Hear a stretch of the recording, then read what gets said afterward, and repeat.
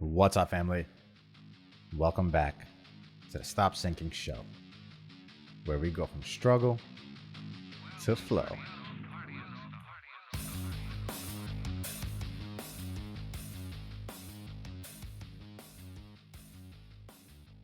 There are a lot of things we can do better. The list is endless. But I think the first way to attack this problem of what we can do better is just to stop doing things that make things worse than they need to be. Stop adding negative energy to a system that is already headed towards entropy, designed to degenerate. And unfortunately, this is exactly what we do.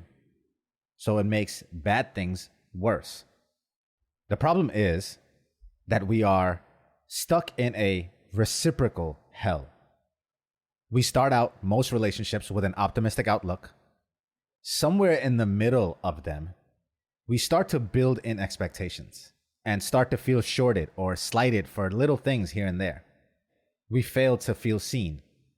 So then we get resentful and spiteful and want to cause the other person the same discomfort and pain. And so we start to fail on the expectations that they have of us. We start slighting and shorting them on what they deserve. We fail to see them. Only made worse by the fact that you are so caught up in your own emotions at this point, which is only adding to your blindness and your inability to see them. And now we cause the same reaction in them, so they also feel the pain, and then they do the same back to us. Reciprocal looped hell. The core of this problem comes down to this thinking, that it is only worth being something if someone is also that something back with us. And so we go through our day being one way with one person and another way with another person, and all based on who we are interacting with and what tally we have of them. And sure, some adjusting to audience is required. You won't talk to your boss the same way to your peer, it's the same way to your child. But the core of you shouldn't change.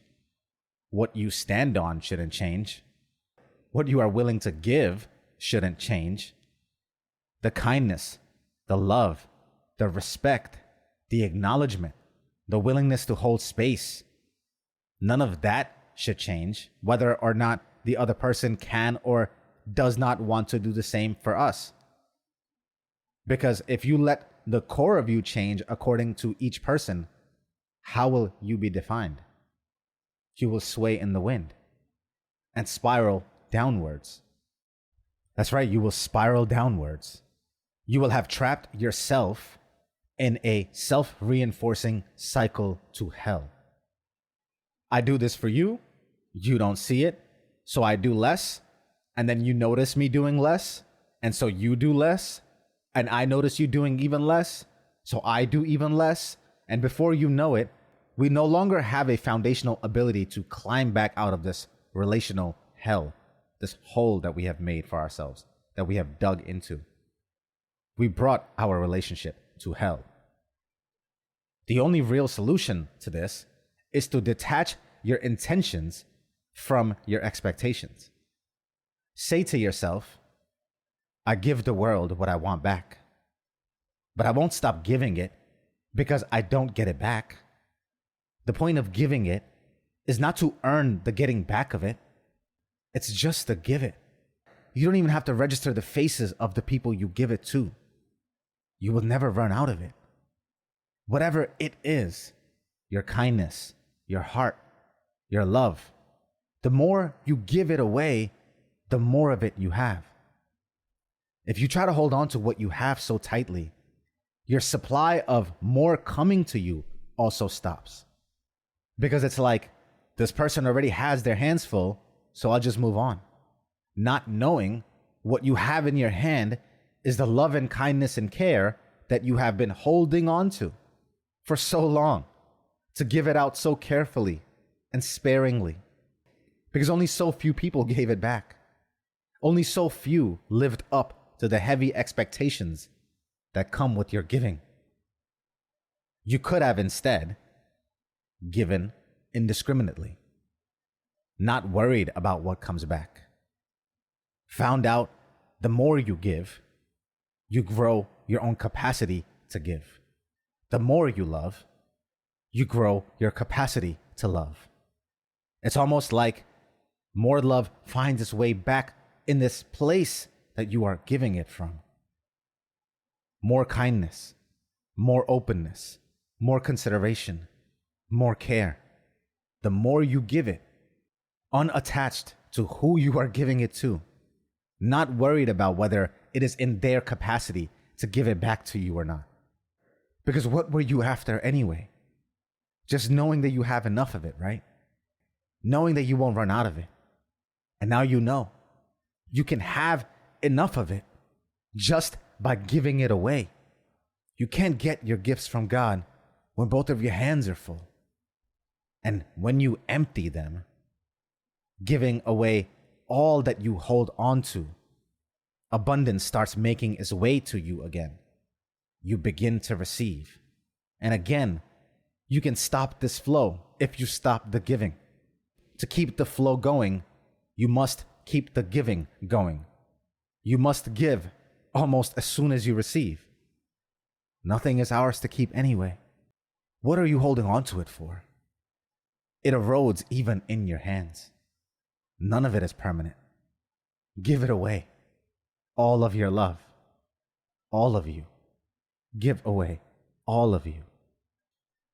If you change according to what other people treat you as every time, then who are you even? You can't be kind only when other people are kind or reciprocate your kindness. You are kind because you believe in kindness as a way to live. You can't expect to be loving when love can be expected back. You love because the other person needs love. They want love. They deserve love. And maybe they don't have enough to give back to you because they haven't yet learned this lesson and are carefully holding on to what little love that they may have. If there was any way to begin this self-reinforcing cycle in the positive direction, it would be one person at a time, detaching themselves from the initial need to receive back the love that they give, the kindness that they give, from the exact person that they give it to detach from that direct expectation, while trusting that the giving of it will not leave you dry, that the universe provides for you anyway. And it is in this display of abundance that those who were scarce in their love before will begin to also open up, because they will learn that love can be given and received without having to transact for it. You will be an example of that for them, without having to live up to it. That it is our God-given human right to be loved, to be on the receiving end of kindness.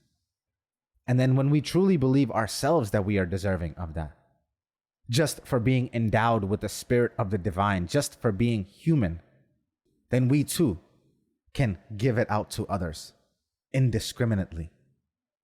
Because it is only all this human stuff that disconnects us from this larger game at play, the larger drama that we just play a small part of. And in that scope, intentions matter, actions matter, expectations don't. Expectations are a need for your ego, your little self, the one that can be tempted, bought, or incentivized. But your highest self has incorruptible intentions. I love you, family. Stay true always. I'll see you on the next show.